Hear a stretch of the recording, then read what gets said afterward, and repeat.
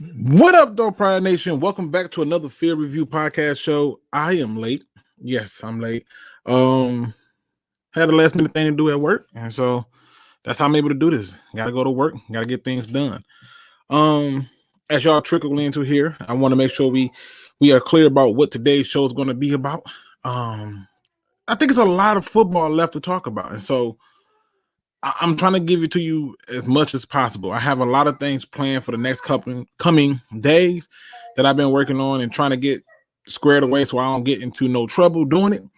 But first thing first, we got to talk about how the ways that you can build a team, and what is the most efficient ways that you can build a team.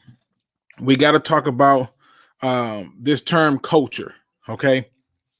Because I think that there's a view when it comes to culture that many of us simply get from ESPN or whatever sports show that we watch. We also got to examine why the Lions should not select a wide receiver 7th overall. We got to address this. We just have to. We also have to look at I find this comical, but the some of the trade offers we got for Stafford. The most recent one announced was the one that was offered to us from Denver, and why I think what Denver offered could spell an end for us with them as being a trade partner. So we got a number of things I want to talk about. I'm gonna do my best to get through this and do it in a timely fashion. Let me do my quick roll call. Looney Tunes is in the building. Carl Campbell's in the building. Izzy77 is in the building. One funky Lion fan is in the building. Blue Jay Sarge is in the building. CJ's in the building. Go Lions is in the building. Detroit's own Big Will is in the building. What's going on, Big Will? Hey, if you want to get on the show, hit me up, man. If you got the time to do it today.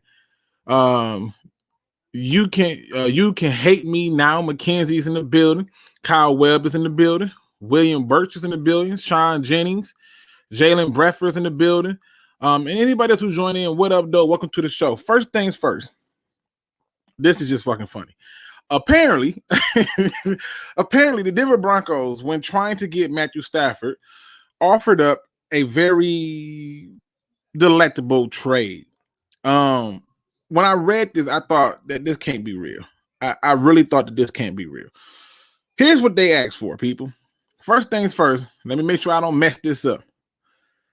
The Denver Broncos get in contact with the Detroit Lions and say, hey, we want Stafford. And we're willing to give you the 9th overall pick. And the Lions is like, okay. And they were like, yeah, that's it. like, yeah, that's it. We're going to give you the 9th overall pick. You're going to give us Stafford.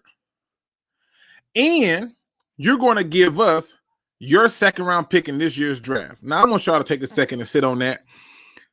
The Broncos called up Detroit for Stafford, offered the 9th overall pick, nothing else, nothing more. And in exchange, they wanted Stafford in our second. Now, there's two things that came to mind when I first heard this. Two things that came to mind. The first thing I heard was, damn, the disrespect for what they thought the Lions is real. Because think about it. There's no way you're calling up making that offer if you respect the people in the front office. They either, one, thought that he was young and dumb. Two, thought that this is the same old Lions. Or three, they clearly smoked something and lost their mind when they picked the phone up and thought they was calling somebody else. To come in there and say, we'll give you the 9th overall pick and I want your franchise quarterback in a second. And all you get is, bruh, hold on. Every other offer they got was higher than that. I mean, seriously, it was at least multiple picks. They the only one who show up with this terrible ass offer. For those who just joining, the Denver Broncos offered the Lions their pick 9th overall in this year's draft in exchange for Matthew Stafford in a second. And from what the words were, Detroit basically told them no. I wish Detroit just hung up on them and be like, oh, we had a bad reception. It's ridiculous. Okay? It's ridiculous. And the worst part about it is this. They really believed in their heart of hearts that they found the sucker. That's what they thought. They thought we found the sucker. This is easy. This is, you can't get past this. We got this sucker, and we finna lick this thing all the way to the bank. We're gonna get us a quarterback, and we're gonna get us a second round pick, because we basically giving up our ninth pick, but then we can take those 2 seconds and move back into the first, and we can add buddy. Y'all gonna be happy over there with Drew Lock. Okay. Be happy over there with Drew Lock and that BS. Okay. Because there's no way in hell you think nobody took you serious. But it also lets you know how teams were viewing this Lions. If that was Bob Quinn, you think he took that deal? Something in me tell me he would have took that deal. I swear, if you gave Bob Quinn this year to be the general manager, I think he would have took that deal. I really do. And he would have said it made sense for us in our organization. Right? And the sad part is this. To come with that deal would be like me walking into somebody's wife while their husband standing there and being like, I got $20 for one night with her. If I don't get punched in the face, she needs to divorce him. It's ridiculous. And for the general manager of the Broncos to call us up with that offer, that lets you know how we was doing business. That lets you know how people was viewing what we did. This ain't gonna work. We can't keep doing it like this. And I reversed it a little bit because I looked at it and I said, was it a good offer overall? I mean, obviously we got hindsight. We know we got 2 firsts and a third and a quarterback replacement. But I went through every freaking offer. I swear I did. I went through the offer where we could have ended up getting Teddy Bridgewater, the 8th overall pick, and some late pick, like maybe 5th or 6th in this year's draft. That was still better than Denver. I went down to the offers that was with the 19th pick and a pick in the future draft and some late picks this year. That was still a better option than what Denver did. I went to the Colts offer, even though they was only offering up multiple second round picks and thirds and fourths. It was still better than 1 pick at 9. So Demetrius wants to know what the deal is. Here's the deal. Denver Broncos call up Detroit, and they say to Detroit, what's up? Detroit say, I'm good. What's going on with you? They say, all right, nothing. We want Stafford. Detroit go, okay, well, what you offering? And Denver quickly and swiftly, with a straight face, with no laughter, everybody in the back being told to, shh, we got this, be quiet, we got this. Yeah, we're going to give you the 9th overall pick in this year's draft. And in exchange, you're going to give us Stafford and the 2nd in this year's draft. Just 100% delusional. Why in the hell would they think we would take that unless they were used to offering us BS like that in the past? And we taking it. I mean, it's ridiculous. And I just looked at it and was like, if we really gonna do this, I would have hung up on them. And then I would have sent them a fax and said, when you serious, call me back. It's ridiculous. It's ridiculous. So my thoughts is this. 1, that lets you know how far this front office has come. That's the first thing. 2, keep in mind, if a team had the audacity and the gall to try to pull that deal off, I ain't mad at them, right? Because if you can get it cheap and you can find an idiot or a sucker who's willing to take that offer, I ain't mad at them. But just think how much respect they had to have for that offer. Just think about that. They thought that the new general manager was a young cat who didn't have no experience. It was disrespectful if you ask me, right? And it's mind-boggling. It's just mind-boggling. Now, let's get into another topic because this one right here is going to probably piss off a few people. I'm not trying to. I really am not. I'm not trying to piss people off. I'm not trying to be a hot take person. I'm not trying to be controversial. I'm just going to ask some questions, and I'm going to see if y'all can roll with me on this journey. That's all I'm going to do. Okay? So stay with me. Stay with me, y'all. The Detroit Lions should not, I'm going to repeat, the Detroit Lions should not draft a wide receiver at 7. I'm going to explain to you why. I believe that history is on our side. And I'm going to tell you why. The history that I have been paying attention to has said to me repeatedly that we should not do this. And if you're paying attention to the photo that I have as the thumbnail and on the screen right now, it's the Lombardi Trophy. And it's probably being hosted up by the Patriots, because I can kind of see Robert Kraft's face in it. Okay? But the point of me doing this and putting this as the pictures, because that's what we're trying to get. That's what we're trying to get. And we're not going to get there if we follow this trend of taking a receiver. Now, stay with me. This right here is the draft results from the draft. And so this is the 2009 draft. Just so y'all know, I'm not trying to be funny. The 2009 draft, okay? And the first thing I wanted y'all to do was I wanted y'all to just simply look at the picks, right? We know that Stafford went first, right? But right here at 7. Now, if y'all can't see that, let me know. I'll make it bigger. So y'all let me know really quick, and I will make that bigger so we can get a better picture of this, okay? But if y'all can see that really good, y'all let me know, and we're going to keep this thing going because I need y'all to see this. It's good. That's all I needed to know. I got one person say it's good. That's all I needed to know. Let's get this thing going. First thing first I want y'all to pay attention to is the first receiver taken. It's the Darius Heyward-Bey. I'm going to call him the first version of a Devontae Smith. I'm just being funny, but I'm just saying. The next receiver taken is Michael Crabtree. Now, I'm just going to show you history.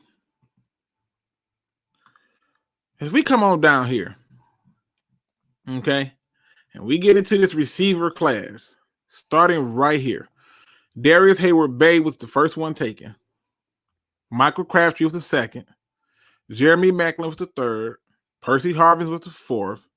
Hakeem Hicks was the fifth. Kenny Britt was the sixth. Just keep looking. Here's my question to y'all. Of all those receivers, who's the best one from this year? Look at all these receivers. Let me move this damn thing up. I just don't want y'all to miss it. Let's get this thing over here. All right. Who was of all these receivers? Darius Heyward-Bey. All these first round receivers. We got Brian Roboski, Muhammad Massaquoi. I'm probably messed his name up. We got Derek Williams and Brandon Tate. And then they got this cool guy right here, Mike Wallace. Right? But I just want to show y'all something. Let's keep going down. Deion Butler. Y'all remember that guy who won the Super Bowl? Who's the best one from this group? Y'all tell me. I'm not even trying to scroll through the names fast. I really want y'all to look at these names. Okay? And tell me who's the best one from there. Okay? Now, while y'all looking at this, I want y'all to focus in on some of these names. Right? I want y'all to focus in on them. Because right here in the 7th round, there's a guy named Julian Elderman. Right? Focus in on him. Now, if this is not enough information for you to make a decision, because we're going to work our way back up to the current, let's just go and look at the statistical side of it, right? Let's go and look at the statistical side of it. Let's look at the receiving yards. Now, the first receiver taken was Darius Heyward-Bey. And you mean to tell me Mike Wallace led this group? Michael Crabtree right behind him. Okay, so you got one first rounder. Jeremy Maclin and then Julian Elderman. I'm not even counting the tight ends. I'm not counting the running backs. Just the receivers.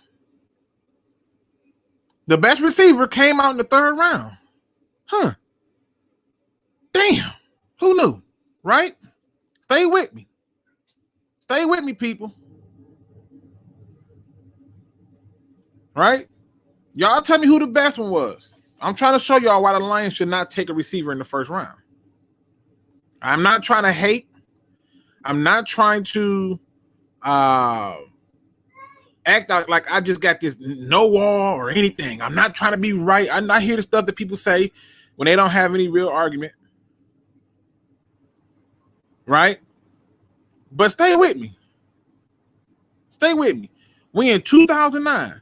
Who is the best prospect from this group? Okay. Now. Oh, listen, Steve will say, I'm gonna put it up there. Why are you using the 2009 draft? I could think of other drafts where there were top 10 receivers that have been great. I know. And which is why I'm going to work from 2009 all the way up to 2020, or at least to 2019. I wanted to kind of do like a 10-year window. All right. So just to kind of put you in the mindset. All right.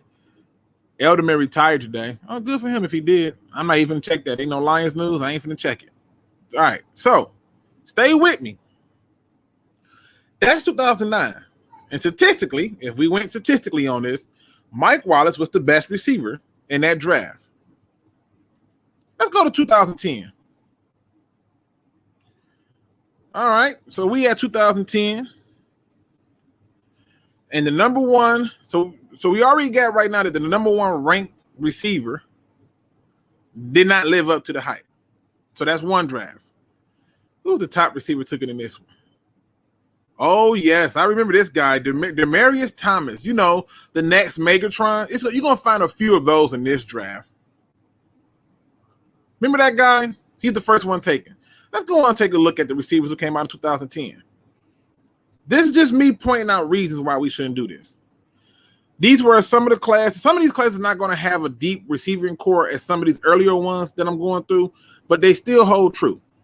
All right. So Demaryius Thomas was taken first. Dez Bryant was taken second. Then we get all the way down here. My man Golden Tate took it in the second round. All right. But let's just look at it. Of all these receivers, we're going to keep working our way on down. Who was the best receiver for 2010?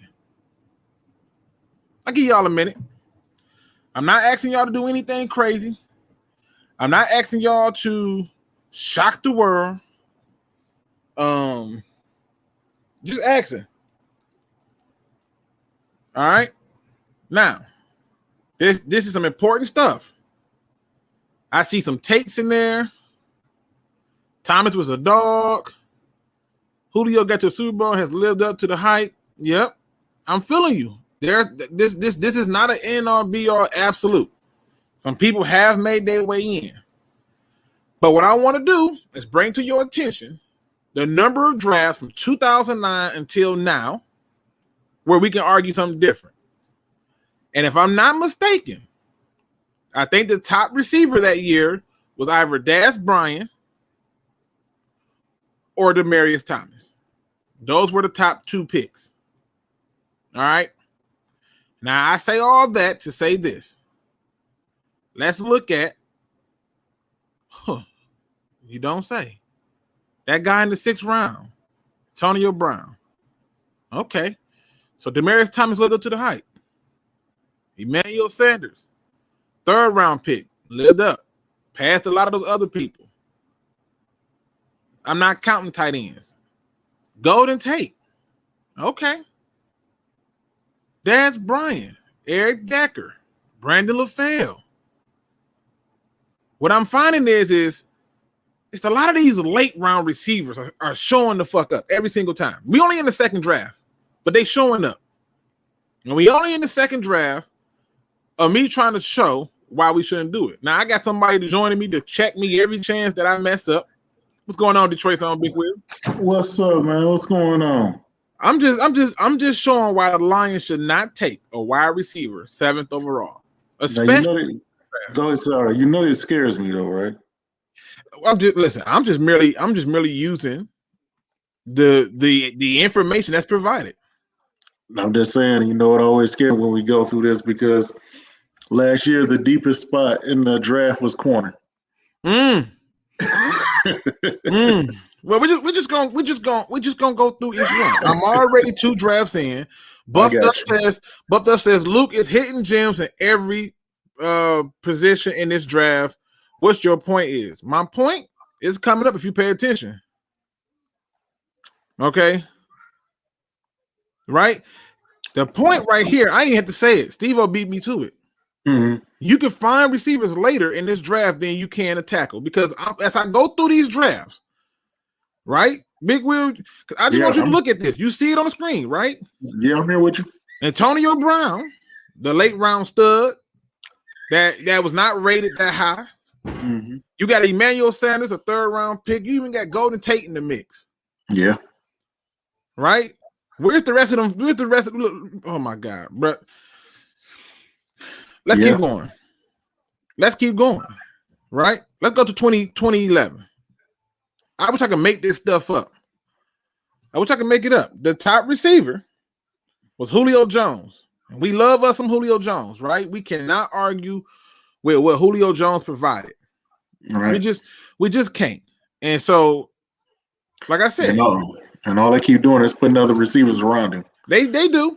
And I'm also looking at the fact that there's something to this truth about that guy standing up because for all what Julio Jones did, you know, Falcons, they Super Bowl they got to, and all that came with a nice run game and some other stuff, but we're going to give it to him. All right. The top receiver that came out that year, I really believe was AJ Green, who was taken before Julio Jones. AJ Green has been injured, right? But if you go through and you look at this draft, and you look at these receivers, you look at all these different names. Mm-hmm. All right. I just want you to see all these different names. I don't want nobody to say I'm not being fair. Right. All right. Now let's go and look at the statistical side of it and see are they living up to the hype? Okay. Because this is bigger. This is bigger than anything else. Are they living up to the hype? We are not counting tight ends. I'm letting it be known over and over. We are not counting tight ends. Just wide receivers. So Julio and AJ have lived up to the hype. That 2nd round guy, Randall Cobb, comes in 3rd. Torrey Smith, you know, right? And if you just keep on coming down, you got a bunch of tight ends doing stuff. You just do. Now, stay with me. Stay with me. I'm only doing this because this right here is just more proof that you can get things done later. And plus, the biggest issue is most of those receivers, those classes that I'm talking about, they're not as deep as this one. Yeah. That's the other part that I want people to understand. So even with this class, the Bengals had AJ Green. What did they do? I'll wait. What they do with him? Nothing. Okay. The Detroit Lions had Calvin Johnson. What they do with him? Nothing. Okay. Julio Jones has had way better complimentary receivers than Calvin Johnson have with Ridley. What's that other dude that from UAB? Rodney White. Yeah. All right. Right. Yeah. But see, even with him, when it came to the Super Bowl, he wasn't there. By the end, it took him out the game. Okay, so stay with me. We only 2 drafts in. No, this is the 3rd draft, right? Because it's 2011. All right, let's keep going. Third. The 4th draft. The top receiver taken this year was who? Justin Blackmon. Y'all remember that guy? Oh my God. You remember that guy? You just, Michael Floyd, right? Yeah. Let's go through look at the receivers in this draft class, right? I'm just trying to show you, like the history show, and this is why I'm pointing this out. The history show that we don't need to take no receiver, especially because there's 2 things that I'm noticing that all these drafts have in common. And the first thing that I'm noticing is this. For all the things that they have in common is these teams who took them did not have complete teams ready to take these players. Mm-hmm. Justin Blackmon, Michael Floyd, You know, I ain't got to do all that. The 3rd round pick, T.Y. Hilton, might be the best damn receiver from this class. Let's be honest. Yeah. Right? Yeah. Now, we already know that Antonio Brown's the best receiver. I would even argue that, you know what? I ain't got to argue nothing. I just got to show y'all. Right? Yeah. I don't even got to make this up. Let's go look at the receiving yards. Let's go and see let's see who's getting production done. Right? That's all we got to do. I don't got to make this up. Damn. 3rd round pick. 2nd round pick. 5th round pick. 3rd round pick. Oh, okay. The first one finally get in there. So 4 picks are ahead of them. They finally get into this. Not in the league. Not in the league. Not in the league. I'm just saying. Yeah. Look, Travis Benjamin, 4th round pick. Come on down. Jerry is right. But the top receiver was Justin Blackmon. Yeah. And I'm what are you saying, Big Will, so far and what I'm showing? What do you think? I get what you're saying because I mean it's not fair and well for having to go get a quarterback early. I mean a wide receiver early at all. It's not fair and well. It's looking like you don't even need one. I mean, especially not in the first, might even not even the second. If your team has other needs. Okay, so William Burr, I'm probably gonna botch his last name. Birch. I hope I said that right. If I did, I'm sorry. He says you can make this argument then that you shouldn't pick any first rounder player if your team isn't ready to compete. That's not what I'm arguing about. I'm giving you all of the indicators through history on why we should not do it. Okay, because part of it wasn't. I think our team is ready to compete. I think they're going to be competitive this year. Right. But I also understand that you have to be able to look at what really brings long-term success. Keep in mind, the original thumbnail that I have up and the way I open the show is with this on the screen. Mm-hmm. Right. Because it's about getting here and getting this done. And these teams with these top receivers ain't doing that. Yeah. They're not getting this done. Right. They're not getting this production right here. So that's what I'm trying to get to. So I'm not saying that's just this. I'm just saying that the history of these receivers are not panning out the way that they're supposed to because a lot of these teams is going to do some things different. Plus, the Lions, I believe, are going to be a run-first team. Like, I just think that they're going to be running the ball first. Right? And so, me too. You know, and I'm also trying to get you to understand the sweet spot to find those receivers. As that dude live points out, right? Yep. Oh, it's B-Rack. My bad. Thank you. Thank you, William B-Rack. My apologies. Thank you. That's how you got to do it for him. Break it down. Break it down. Hey, if you've been around long enough, you know I botch everybody's damn name. I would never forget a face. I'm just saying. Now let's get back into it. Big Will. Yes. We are already. What draft is the 5th one? Yeah, 5th draft. And only one of them, the top receivers, have panned out. Yeah, but none of them won the championship. Nope, none of them won the championship, which is another part of this formula. Let's go to the next draft. Right? Let's go to the next draft. Let's see. We go. Come on down here to this one right here. Let's see who we got at the receiver spot. I think this might be the draft where everybody took in later. All right. So the first draft was by the St. Louis Rams at the time, but now the Los Angeles Rams. Mm-hmm. They took Tavon Austin. Then he went at 8. Then DeAndre Hopkins went at 27. Okay. At 29, you got Cordell Patterson, who went. And I believe that the top receiver this draft was, I want to say it was DeAndre Hopkins. And I want to say it was, it was DeAndre Hopkins and Cordell Patterson, I think it was. Yeah, it might be. It was one. I think it was them two. I gotta go back and look at my notes. Damn it. Okay. Yeah, because I think Austin was one of them guys that creeped up in there. Yeah, he creeped up because he had that versatility, and they never even used it. Mm-hmm. But of this draft. Who's the top receiver? Oh. It's got to be DeAndre Hopkins, right?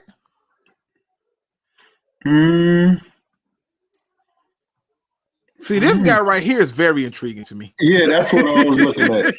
But if I did it based on statistics, yeah, you got to go Hopkins. Yeah, right. If I did it based solely on statistics, I got to go D-Hop.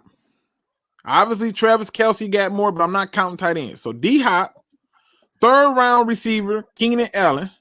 Mm-hmm. Second round receiver, Robert Woods. Yeah. I mean, even Kenny Steele, a fifth round receiver, is doing better. Where's all them first round receivers at? At the bottom. I'm just showing you the gap. If you even go look, I mean, like I can do this with tackles and other positions, but the gap and the consistency in which we're seeing the top receivers are not panning out should scare the Lions fans. But my thing is, without a quarterback, what is a receiver? Well, I mean, and if the quarterback can't stay upright, yeah, what's the point? What's the point? So you got the best receiver in the world. He's gonna look like trash because he can't get the ball. Right. So I'm looking at this and I'm trying to be objective. I'm just going by it. I remember cold-heartedly the number one receiver being Sammy Watkins that year. Yeah, I remember. Definitely. He went fourth, right? He went fourth overall. They was talking about Mike Evans as being one of those guys and stuff. But let's look at this. This is another one of those receivers. Was the one that fell down. Well, this is another one of the receiving course that was supposed to be deep. Mm-hmm. Yeah, right? This one definitely was. Yeah.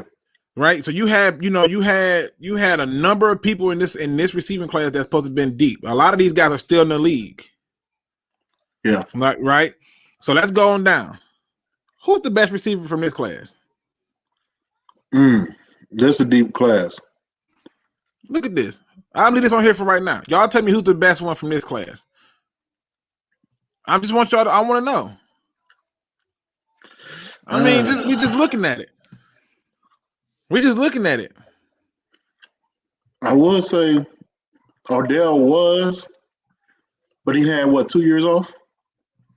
Look, we got Tay. We got Odell Beckham Jr. Mm-hmm.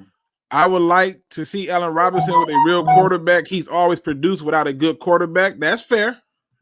My question is who's the best? Because if you ask me based on what I'm seeing, it's that guy. Devontae Adams. Yeah. It's that guy. Now, if we did it statistically, let's go on up there and statistically look at it.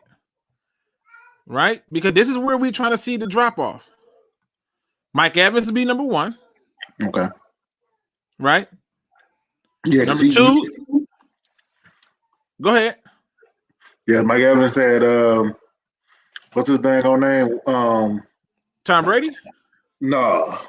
The guy that was with Jameis Winston. Oh my God! Yeah, don't even get me started. He did that.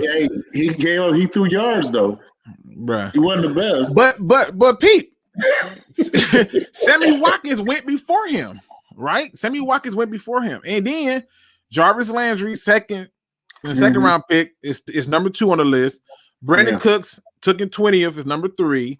Odell Beckham is number 4, and you got these guys here, and Devontae Adams.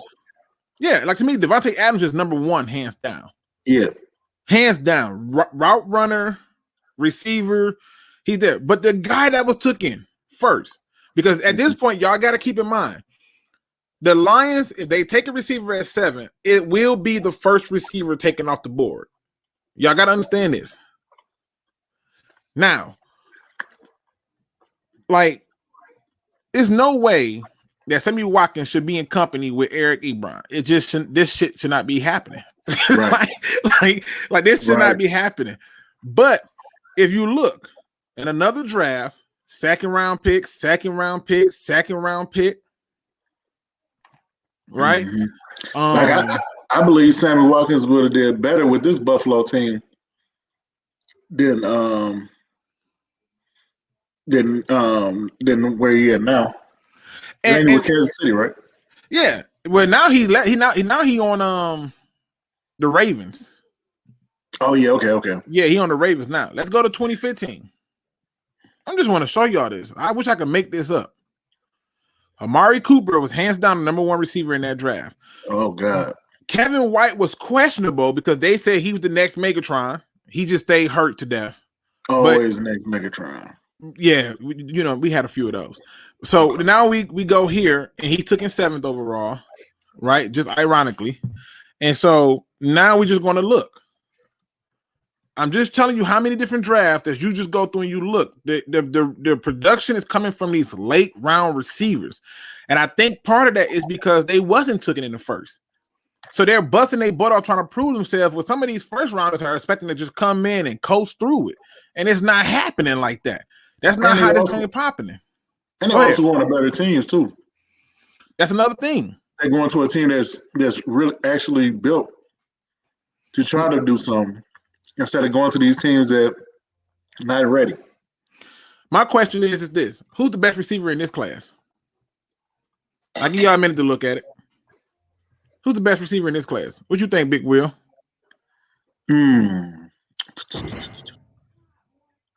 Oh.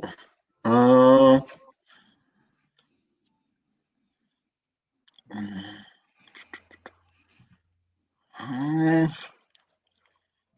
don't know. I'm just saying. I'm gonna take this off the board. I'm gonna take this off the screen in a minute. I want y'all to look. See, he get it. It's going to be Perryman. Tokyo Rockstar get it.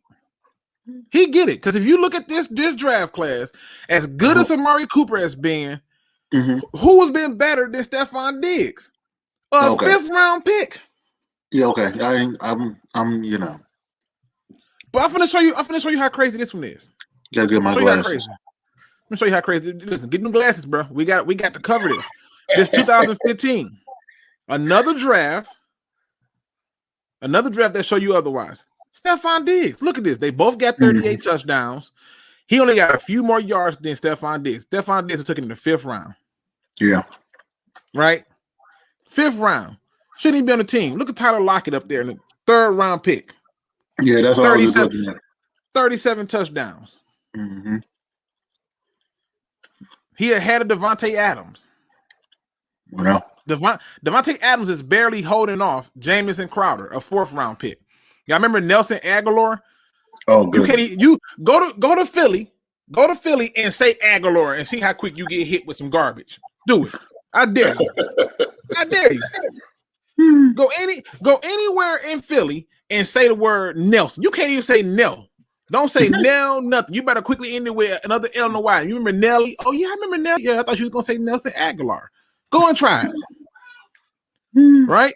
Darian Waller, a receiver turned tight end, starting to get his career back on track. Chris Conley. Right? You got running backs and other positions up here that I'm not including who are doing it. Philip Dorsett. Nothing. Look at this. JJ Nelson. Breakout season. I'm just saying. I can't make this stuff up. The top receivers are these late round guys. And this goes to another point on why I think the Lions should not do it. Is because if you look at how the Lions are building the team up. Oh, let me go back. One of those guys that was in this draft is one of the guys that's on our team now. Rashard Perry. Yeah. We can't forget that guy who took it in the 1st round. 26 overall. Breakout season this year. Okay. I'm just trying to show y'all. Devontae Parker's a very late bloomer, but he is legit. I like Devontae Parker. But you definitely cannot tell me that Stephon Diggs or Tyler Lockett have not been the better performers out of this draft class of receivers. And notice how deep these draft classes are. Yeah. Right? All right, let's keep looking. We almost there. Only got a few more drafts to look at. We got to get to Kenny's draft. Well, we almost there. We almost there. Who's the top receiver took it in this one? It should be it, right? It should be his draft right here, right? What's that? 26? What's it? We on 2016? 16. Yeah, this should be it. All right. So we in this draft. All right. Now, If I'm not mistaken, the number one receiver that everybody was talking about was Laquan Treadwell.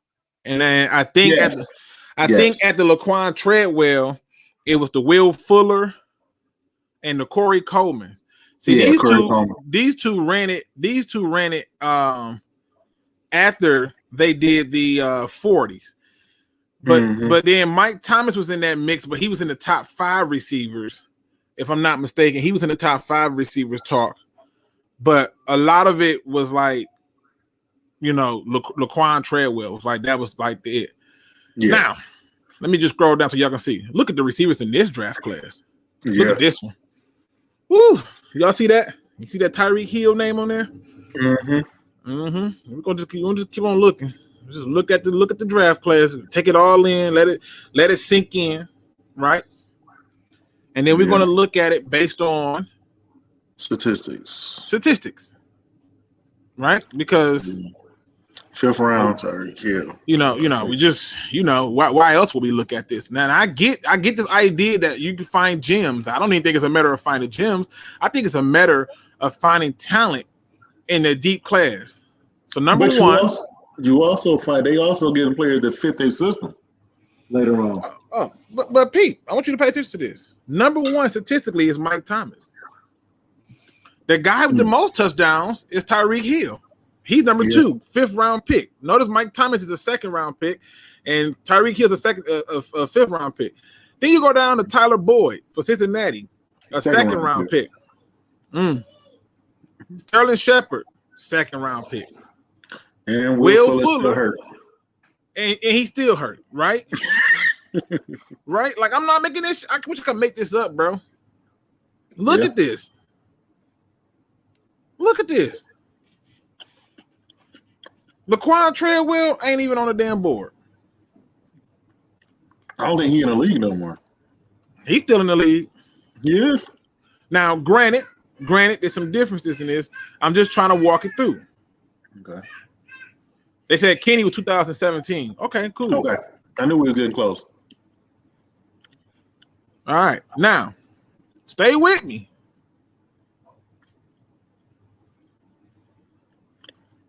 Viking 167 says, to be fair, even in a deep draft class, Diggs type won't probably be seen for a while.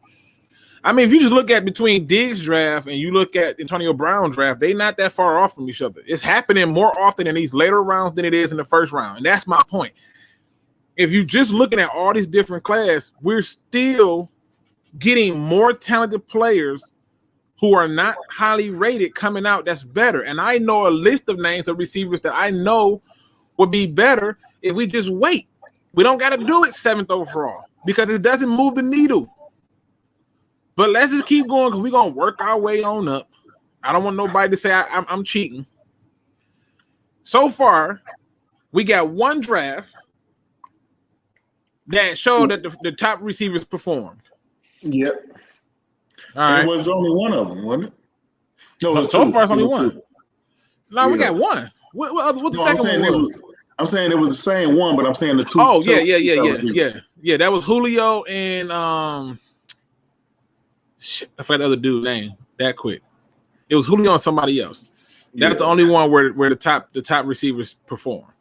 Yeah. Let's go down to this one right here. This the next draft class. We just looking at it as it is. Corey Davis, a guy that I wanted the Detroit Lions to take this year, was taken 5th overall. Mike Williams was another guy that I know Lions fans said we couldn't miss. And I know Lions fans fell in love with John Ross. Oh, yeah. A lot of people was in love with him. Yeah. Remember Zay Jones is another guy they fell in love with. Curtis Samuel, another one. Yeah. Who's the best receiver from this draft class?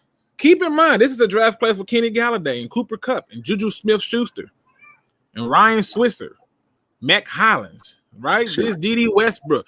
I want you. This is another one of those ones where we're talking about a top draft class. Mm-hmm. And the bottom ones are better. I can't make this shit up. I'm trying to show the people. Cooper Kupp.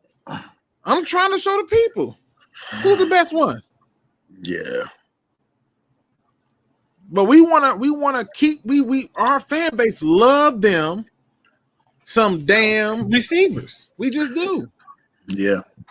Let's look at it statistically, right? Let's try to look at it statistically.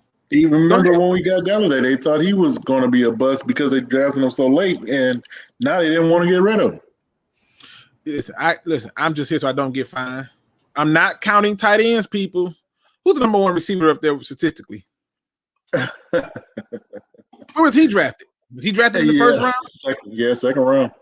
In fact, if you look at all these drafts, here go another piece to the puzzle, people. How many of these people that's statistically winning in these rounds were drafted in the top freaking 8? How many? You know what's crazy, though? What's that? Cooper Kupp, right? Mm-hmm. Drafted in the 3rd round. Mm-hmm. And he's one of the top 3, right? Mm-hmm. Him and Chris Goodwin, another guy won from Penn State like gangbusters. And when he went to Tampa Bay, I was like, oh, okay, I'm still gonna get a chance to watch him. Yeah, I like him too. And look at your 1, 2, 3, and 4. Look at your top 5 receivers from this draft class: Juju Smith-Schuster, Cooper Kupp, Chris Godwin, Kenny Galladay. Yeah. And now we can throw in that other guy. But let me get back to this though. Cooper Kupp, right?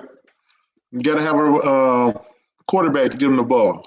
Who was giving him the ball? Just putting it out there. He wouldn't be named as the quarterback giving him the ball. I'm just saying. Buffed Up says nobody at 7 is going to move the needle. This team is trash. Oh God! Keep the bag on your head. Listen, I'm just here so I don't get fined. I'm merely showing you that year in and year out, the best receivers that we are seeing the most production from are coming from late round picks. They're not coming from these top tier guys. They're just not.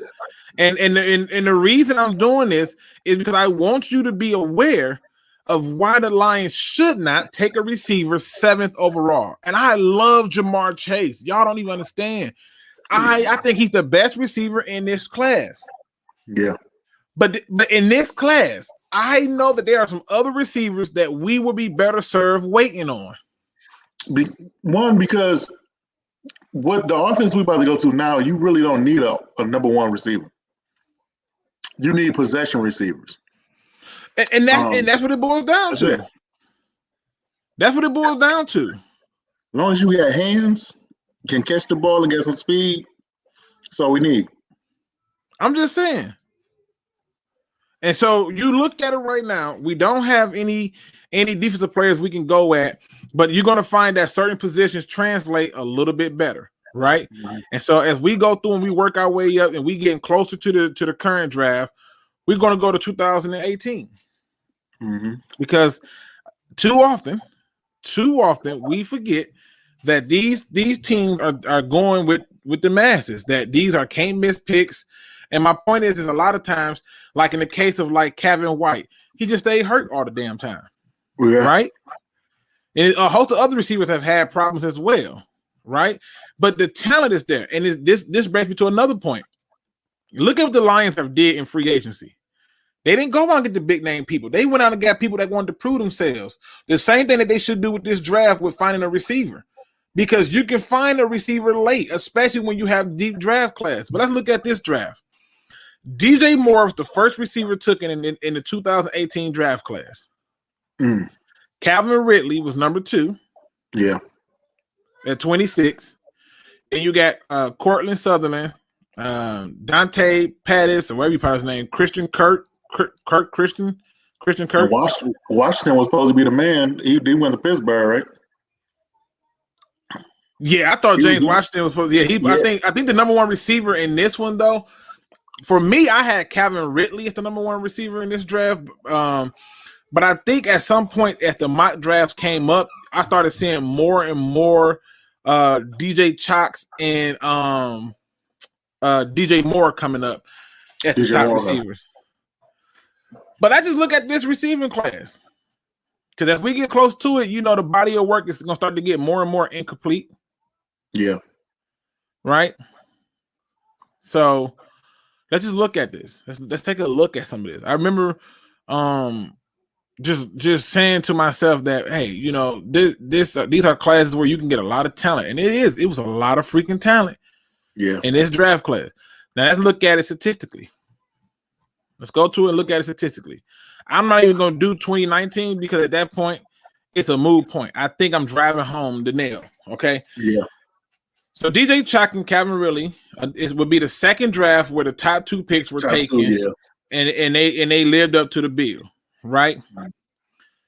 Even though I remember DJ Chalk being like highly touted at one point, and then I think it like died out or something. But anyway, so this is the second draft. So we've already been through 9 drafts, and in 9 drafts, only 2 out of those 9 had their top receivers perform better than those late round people.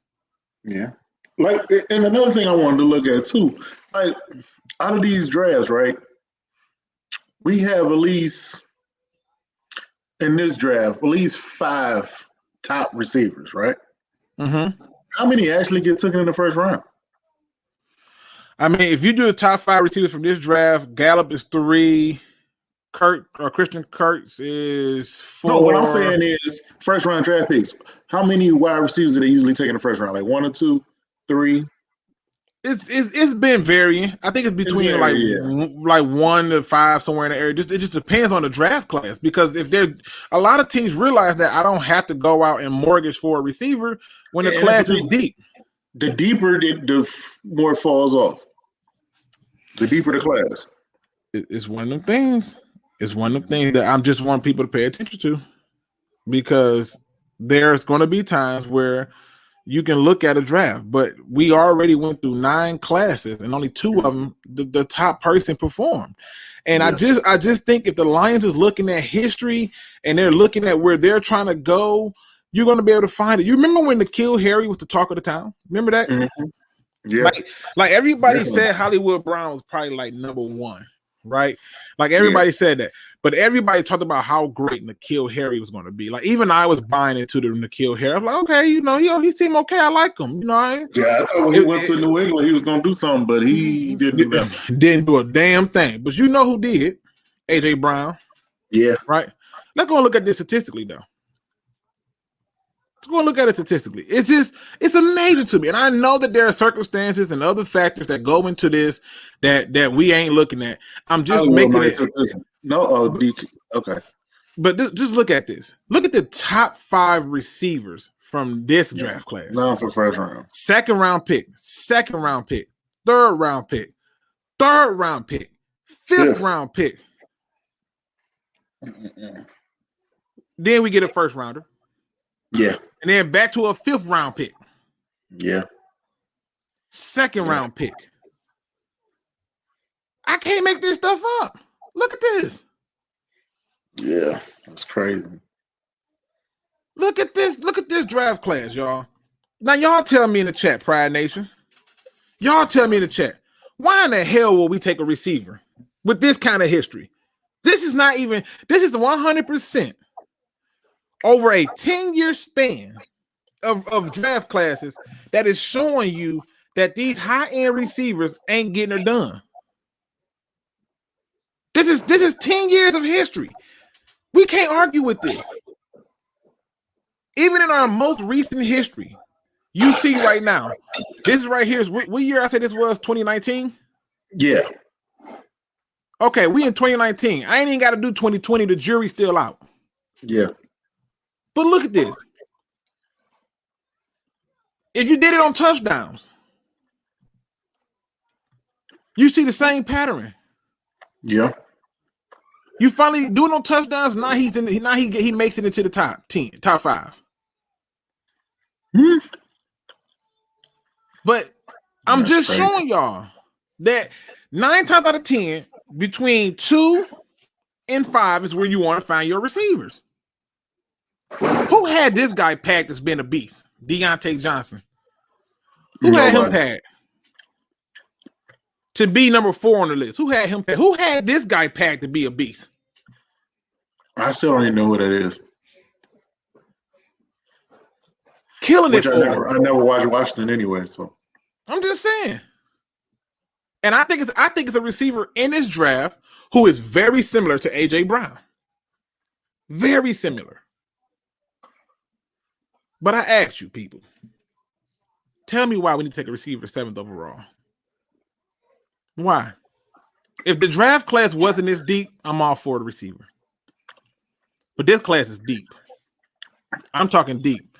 I'm talking Las Vegas. Whatever happened in Vegas stays in Vegas.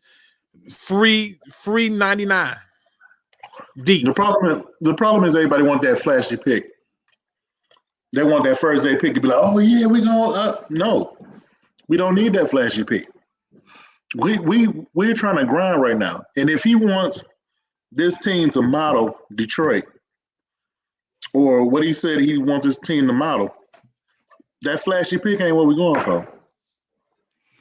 Now, Demetrius makes a good point. He says, Luke, what round do you think we should target a receiver without being late to wide receivers runs by other teams? 2 or 3. Even if you wait until the 3rd round, you're still going to hit on a number of top tier like wide receivers. I'm with you on 3. And you got to keep in mind too, you got 2 3rd rounders. Yep.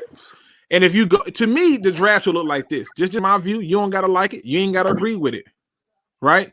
You ain't got to agree with it. But the draft should go O-line first. It should go safety or linebacker second. If you go safety or linebacker in the second, that first third can then go defense, then receiver. Mm-hmm. Like I'm just saying, the things that I don't think that we paying attention to is in 10 years, these damn receivers ain't gave us a damn thing to look at. The top receivers were taken in the 2nd, 3rd, 4th, 5th rounds. Yeah. That's what they were looking at. Yeah. And I went back, Will. I went back from 2009 and worked my way back. I found the same trend. Mm-mm. Found the same trend. Well. And now it's a logical explanation for this. Part of it is trash teams. Another thing of it is scheme fits. A lot of it is the college going into that damn spread offense. But nonetheless, when you have a draft class this deep in receiver, you can essentially wait between rounds 3 and 4 to get your receiver and be fine. Well, I mean, we got Kenny Galladay in the 3rd round. Yeah. But that's what you just said was the biggest part of the scheme fit. If you pick a receiver in the 2nd or 3rd round, you're looking for a certain type of receiver. If you pick him in the 1st round, you're getting him for a name. You're getting him for the status in the 1st round. Right. But then when you go after that, you're looking for, okay, what can I get from this guy? What can I get him? You start looking for what are you using this guy for when you get to the 2nd, 3rd round? Right. So yeah. Shout out to my man SpeakEZ in the building. What's going on, man? I'm just showing you. That dude live pointed it out. The sweet spots is what rounds that dude? 2 to what? 5. The evidence is here. That's 10 years of shit I can't make up. I can't make this up. 10 years of it. Yeah. They come a dime a dozen. Yeah. For it to go 2nd, it has to be a certain receiver there. Somebody who fell. All right. Now he says, can I do the same thing with the lineman? How far you want me to go back? 10 years worth? I would just say do 5. Well, you could do 10 or 5, but I would say, tackles. So are we just doing tackles? Because I don't think it let me just break it down to like O-line. Are we just doing tackles? Yeah, I would think tackles because that's what we're talking about. Okay. Tackles are a harder position to find, in my opinion, but let's see what the history show. Because I did go through and do this, but I was like, I had set up already at 2010 just to. I gotta go back. You already know whatever. When Kansas City took Fisher, they won a Super Bowl, so we can't even go to that one. We gonna go through for that one. I don't know. We gonna look at it because, like I said, I think that the tackle position is harder to find than it is the receiver position. And so when the receiver position is easier to find, that's why I'm okay with taking them later. The tackle position is way harder to find. But that's what they ask you to show them. Okay, so I just want to make sure I'm getting it right. So I just want to make sure they telling me right. So he says, wait a minute, damn it, how did I lose it that quick? That was D-Town Diplomat. Okay, Luke, can you do the same with the old lineman? See, he just said old lineman. Let me see if I can find where he's. He's talking about the tackles because that's what we're looking at. Because you want to take a tackle, right? So that's the only thing I can think of. He's talking about the tackles in that front because you're not going to take a guard in the top 10. It has been done, but we're not talking about taking a guard in the top 10. Right. So I'm thinking tackle. All right, let me see. I thought DK went the year before Tavai. I'm probably wrong. I'm just waiting on him to respond to it. Yeah, he says tackle. Okay, that's all I need to know. He want me to do it for each one for tackles, wide receivers, and Easy agree. Y'all listen. Y'all know when Easy agree with me that the moons have in line with the sun, and it's different. So he says wide receiver is the easiest position to hit in the draft. Even the Lions have done it. It just is what it is. Yes, let's see. Let's go through. Beautiful day right here. Man, bro, let's go through and just look at the tackles because I think that's the position we need. The top tackle took it in 2009. All right, we working our way up. Was Jason Smith. Okay. Why that name sound familiar? Oh, that's that dude. He went ham at the combine. That's why. Yeah. That's why. I remember him. He went ham at the combine, and I got into an argument with somebody about him. But anyway, we'll go through tackles. Let's go through and look at the top tackles. The only thing with this, we ain't gonna be able to get the statistical information, so you got to count. All we got to do is count the Super Bowls. Well, I don't want to do that because that's a team sport. That's the team's part of it. But are these the top players? But the thing is, we're looking for a position that relates to that because we ain't found one receiver that related to it yet. I didn't even realize that Andre Smith was still playing for Sissy. So he took in 6 overall. So if you see it like that, bolded like that, they're still actively in the league. Okay. Let's see. So Jason Smith, I'm trying to remember what I remember about Jason Smith. I think he fizzled out. Eugene Moreau, I thought was decent, but then he fizzled out. Michael Orr started off decent and then fizzled out. Who else? Low Hope. This one was hidden gems with TJ Long. Yeah, I'm trying to see. TJ Lang, yeah, he did okay. I don't know what else. I mean, I was getting to tight ends. Yeah, it's going to tight ends at this point. So right here, at this point, the top tackle taken is still in the league and surprisingly performed. And this guy, Michael Orr, did perform for them. No, he out. It's not bolded. So if it's bold, they still in the league. Okay. I get what you're saying. Not bold. I got you. Yeah. But the top tackles in this case for 29 look okay. Mm-hmm. This is that dude from Alabama. I remember Andre Smith. He was the guy who was arguing that you should took, and I had a friend who was telling me that Jason Smith was going to be better, and I was like, why? Because he did something at the combine? Who cares? Mm-hmm. But Andre Smith, at this point, the tackle looks to be the better pick. So let's go to the next year. The top tackle taken is looking to be the better pick, at least in that 2009 draft. Let's get into 2010. The top tackle taken was Trent Williams. Oh, this almost is a no damn brainer, but let's take a look. I think Trent Williams has done pretty damn good for himself, if you ask me. Yeah. But let me see. Let's go down to the tackles position. All right. So Trent Williams was taken first at number 4. Russell Okung was taken at 6. Russell Okung to me has been very meh. Hey, but he's still doing his thing. Anthony Davis was Brian Beluga is still playing in Baltimore. Yes. Yeah. Roger Stafford was still doing his job. Mm-hmm. Now I hate to say this, but it's looking like the best damn tackle was the first one taken. Yeah. Which is Trent Williams. Yeah. I mean, once you start getting down here, I mean, let's be honest. Yeah, I think he was the best one.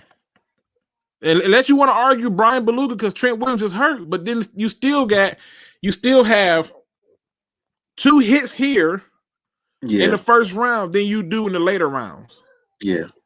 Oakland, I think Valdir, I think he does good. I think John Jerry is okay, but I think they moved him to guard, if I'm not mistaken. I can't remember. Yeah, I think a couple of them got voted guard. But right now the top tackles came in the first round. Mm-hmm. I mean, if chat, y'all tell me, am I tripping? If the top tackles came in the first round so far, right? So that's 2 drafts that the top tackle taken has lived up to the bill. Let's go to the next year. Let's go to 2011. Top tackle taken was Tyron Smith. Oh my God, this not even fair. Yeah, this not even fair. I feel wrong as hell for doing this. Let's go and look at the top tackles though. This ain't even fair. Yeah, it's looking bad, bruh. I'm just telling you, the history tells me what I need to know. I go by a host of information. The top person taken is Tyron Smith at 9 overall. Yeah. Nate Saunders, who still is performing. Another good one. Anthony Costanzo, I think he performs for the Colts pretty well. Yes. As a Seahawks fan myself, I hate James Carpenter. I don't know why. I just hate him. He played for the Seahawks. He's not consistent. That's my problem. Let me see. Derek Sherrod, remember Orlando Franklin? Oh yeah. Yeah, he was. Shout out to him. Shout out to him. He lost a lot of weight. Shout out to him. Finally. Marcus Cannon. Big. Marcus Cannon, a 5th round person. Okay. So right now, who's the top tackle in this group? Shoot, you already know who it is. It's looking like the top person took it. Yeah. Colston was a beast. Yeah, he was, but how long? See, I'm looking at consistent.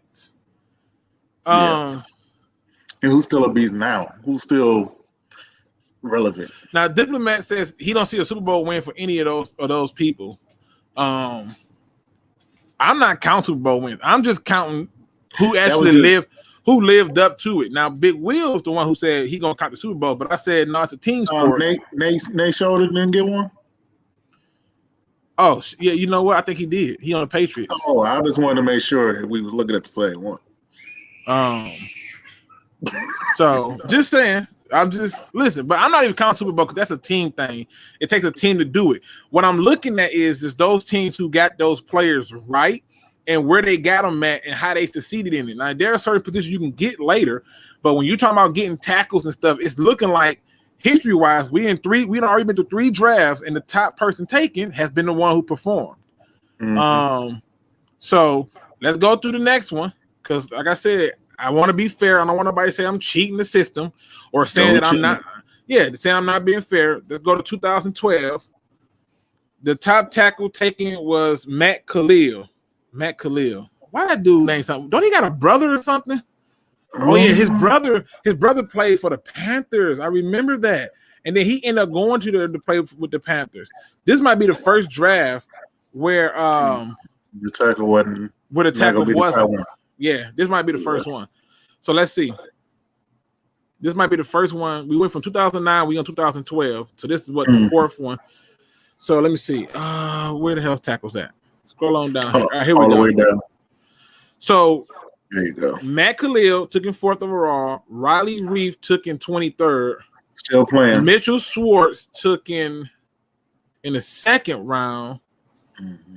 Jonathan Martin, that's Stanford dude. Yeah. Jeff Allen. Ooh, this one right here is not a bad one, but I think he played guard. Yeah, I think he did move in. Yeah, I think he moved in. Yeah, so right now Riley Reef would be probably the top tackle out of that draft. He's the only one still starting at tackle.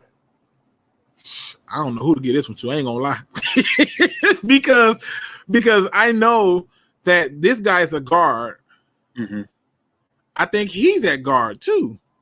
That's why I said Riley Reef is the only one still playing tackle. It's not left, but it's right. Is this the same Mitchell Schwartz that went to Kansas City that they released?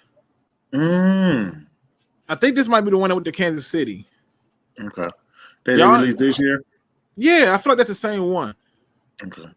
Schwartz is the top one. He was the right tackle in the league until injury. That's what I thought. I thought that was the guy that was on Kansas City. Okay. All right. Yeah, so that's him. All right. So Schwartz is the second round pick. All right. And if you were to go through and look, yeah, this might be the first one where Schwartz might be the top one.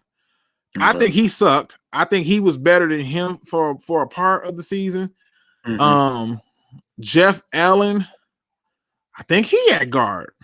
Yeah, a lot of them didn't stick there because they was trying to get Wally Reed to go to guard.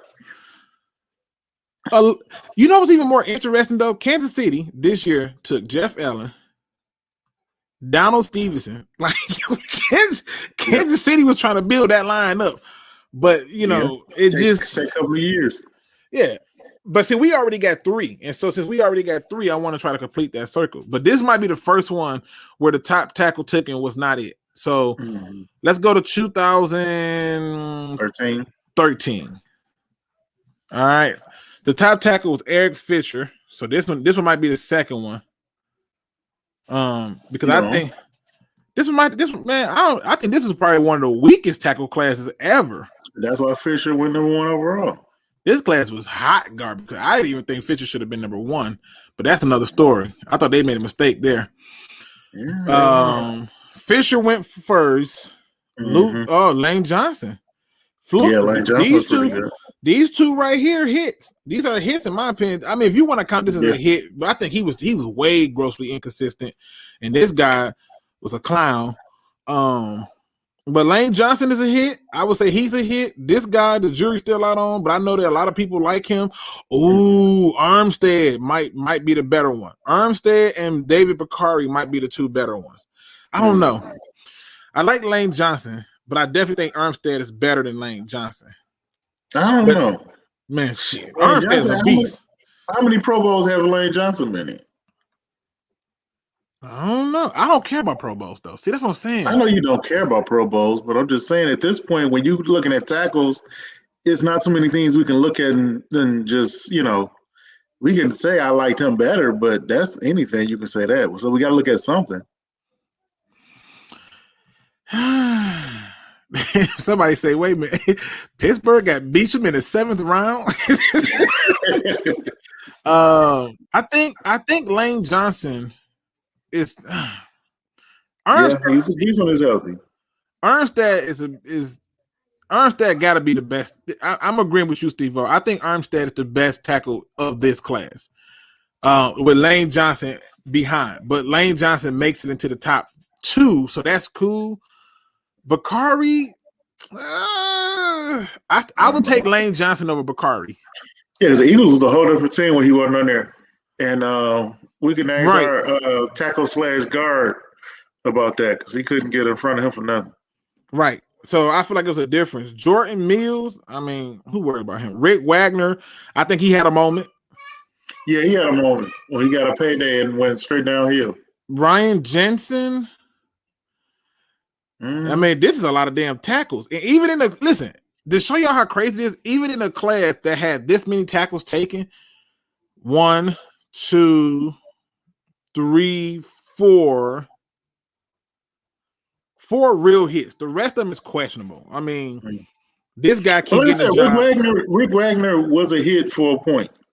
Well, he was a hit for a point. He was on Baltimore. He was a hit. So you want to give him some points? You got to give him something because at least for a couple years he was all right. Okay, so are we going to give the top? I'm giving the top tackle position to Armstead in the 3rd, with Lane Johnson being number 2. I say Lane Johnson. You say Lane Johnson. Chat, y'all tiebreaker it for us. Who's number 1? Easy says Bakari is a close 3. Oh, Bakari's definitely. I gave him a hit. I didn't cheat him out.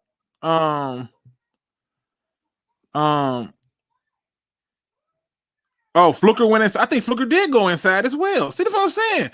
Yeah, I think Fluker went to guard. See, this goes into that argument that I hear from fans who say, man, you can't draft a left tackle to play right tackle at 7. And I'm like, but you can, and you should, because you already got 3 of the positions on lock. And if you take another one, you secure 4 out of the positions. And now you just got to get 1 more. Yeah. So a lot of people think that Lane Johnson is the number one prospect. So I'm gonna go with what y'all say. I think Armstead should be number one. But if y'all going with Lane, we think Lane Johnson, so we gonna stick with that. Well, I'm just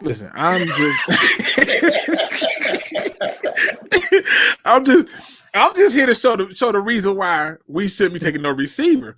But it's showing that if we're going to get an offensive lineman, we need to look into those earlier rounds. But so far, we got one draft where the top tackle wasn't the best. In this case, we got Greg Robertson. Oh my God. Okay, so we just gonna get through it. We're gonna get through it. Let's see. And like I said, we're not doing the best offensive lineman. We're just doing tackles because that is what I'm arguing that we should take over the receiver. So let's go down to this group of tackles over here. So Greg Robertson ain't work out. Jake Matthews, I think, did okay, but Taylor Lewan was a hit. Yeah, he was a hit. Definitely a hit. Jawan James, questionable. Let's go down here. I hated this pick from Buffalo. Not in the league. Billy Turner. That's a guard now. Mm-hmm. So he got moved to guard. Ain't it funny how all these people get moved to guard, but I got told that we can't move a tackle from tackle? Yeah. Cameron Flemings. He had his times. I remember some stuff about him. I know he had his time when he was good. But look at the number of tackles. Decent. And the other thing I want y'all to look at is the number of tackles who are getting drafted. Right? Yeah, it's not that many. It's not a lot. But in this go to wide receiver right now. In this how group, you got. How many you got? Oh, but we know how many is in that. But in this group, the top tackle was Taylor Lewan. Yeah. I thought Jake Matthews did okay, but then I remember him in this one particular game. I want to say it was the Giants, and they just did him dirty. Yeah, just 11 tackles out of that whole draft. All right, so again, 52 wide receiver. Taylor. It says Turner. It says Turner is the right tackle for the Packers, I believe. I thought Billy Turner is the guard. I thought he played guard. Billy Turner? Wait a minute. Billy Turner. I thought he played guard. I could click on it, but I'm gonna lose my damn spot. Yeah, don't do that.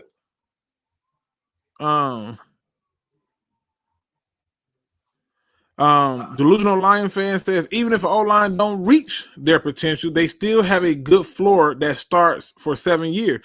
Right, because you can move them to guard. Where do you move a bum receiver? Where do you move them? You have no other options. Special teams. I'm just saying. What's his name? Perriman is special teams. Bruh, I'm just saying. Just putting it out there. One funky Lion fan said some tackles can't move to the right as well as they move to the left. That's fair. But the guys I'm talking about, they seem like a different beast. They're a different beast. Only Lewan, because 80% of the rest was turned into guards. They were. I think they were turned into guards. Delusional Lion fan is a wide receiver special gunner. You can move them there. See, I ain't even trying to do all that. In the first round, you go with the first round for a gunner. Vikings 167 says if the wide receiver is big enough, maybe you can move him to linebacker or DN. I'm just saying, where can you move him at? So right now, the top tackle still came in first, right? And it's still leading the pack. My argument is still holding strong at this point, so I'm feeling pretty damn good. Okay, my argument is still holding strong that if you're going to do something, that lineman is probably going to pan out better than that receiver in most cases, but you got to get the right people. Now, 2015, the next draft, the top tackle taken is Brandon Sharif. Did I say that name right? It sounds like it. But I think he was a hit. We'll see what the rest of the people say, and we'll see how he ranked with the rest of the tackles taken. So let's get on down here. All right, here we go. Brandon Sharif, Eric Flowers. He definitely was better than Flowers. Yeah. Andrews Pete. I do like him a lot. I do like Pete a lot. But I do think Sharif has been balling. Now, did he get moved to guard? No, I think he's still playing tackle. No, I think he still plays tackle. I hate it when Tampa Bay took Devon Smith.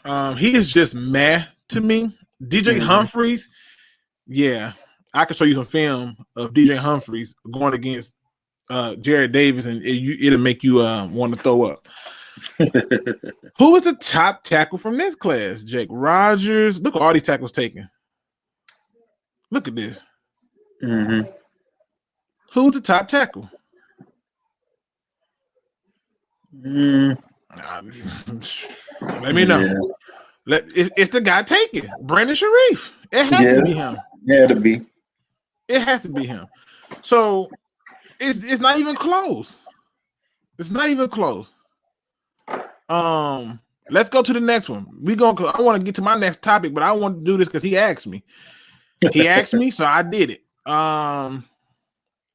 2016. And you already seeing night and day options that the top receiver taken did not succeed. Whereas Ronnie Stanley. I know that's a damn hit. I dare y'all definitely a hit. Please lie and tell me he wasn't no hit. Even see, Stanley to me is who you can kind of almost compare Slater to. Both of them athletic. Okay. Both of them can play any position on the line. So just putting it out there, food for thought. But let's look at the top tackles here. Ronnie Stanley, it's a hit. Jack Conklin, hit. Larry Tunsil, he over there on Houston right now. Still sitting around. Taylor Decker is a hit. Yeah, hit. I really wanted Jason Springs, but that was not a hit. So we left out on that one. Yeah, I was big on Jason Springs. I thought that he had the NRB, he showed all the signs, and it just didn't work. Yeah, signs didn't work. Your big V right there too. Oh, I see Big V down there. I mean, who's the best tackle in this class? It's got to be between Decker and it's Ryan Stanley. To me, it's Ryan Stanley. Who is better than Ryan Stanley? I said Ryan Stanley, and I was saying the top two was him and Decker. It's probably him. Yeah, I probably would put Decker ahead of Conklin. That's what I'm saying. Conklin not too far behind. No. I mean, do y'all see it though? Am I tripping? Am I the one tripping? You're not tripping. Am I the only one tripping? Do y'all see this? Do y'all not see this? You go out, you take a wide receiver first, 7th overall. It's not panning out the way you think it is. You get those guys who are hungry between round 2 and 5, and you're succeeding. But that tackle position is too hard and too valuable and too difficult to find in those later rounds. Yeah. It's too hard to find them. And here because most of the later rounds will get switched over to guards. Top 10 said, what's the topic? We're talking about why you should not take a wide receiver 7th overall. Let alone possibly might even be the first round at this point, because what I did was earlier, top tier, is I went through from 2009 up to 2020 and showed every wide receiver class, and out of that, only 2 out of the 9 in that decade, only 2 of them, the top receivers were the best receivers taken in that class. All the rest of them, it was late round talents, 2 through 5. Like, seriously. And when you go through and you look at this, somebody challenged me to do the same thing. Somebody challenged me to do the same thing with the tackles. And you seeing right now that you're having more success getting your tackle, the top talented tackle, which in your case, the Lions will be picking 7, and they're going to probably have Sewell and Slater on the board. And if they pass on them to go down to the 4th or 5th best tackle, you're probably not getting them. Right? So we went through each year, me and Detroit's on Big Wheel. We are now in the year of 20, what is this? 16. 16, okay. We go to 2017. Look at the top tackle taken. Just more proof on that my way of thinking is not crazy, just me pointing it out. The top tackle taken was Garrett Boyles. So this might be our second class where the top tackle taken. Yeah, you can tell that was a weak class because he didn't get picked till late. Yeah, he didn't get picked until super late. He got picked Let me see. That had to be a real bad tackle class that year. All right, so this one he didn't get took until 20. Yeah, that's that. Yeah, that does show right there. You definitely weren't gonna get no top tier one in that one But Ryan Ramczyk might be the best tackle taken out of this class. I feel confident in saying that. Ryan Ramczyk might be the best tackle taken out of this class. Okay.